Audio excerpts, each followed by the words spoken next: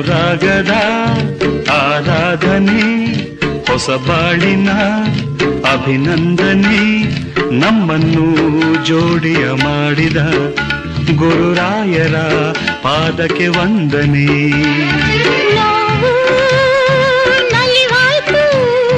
ಜೀವ ಹಗುರಾಯ್ತು, ನಮ್ಮ ಪೂಜೆ ಫಲವಾಯ್ತು.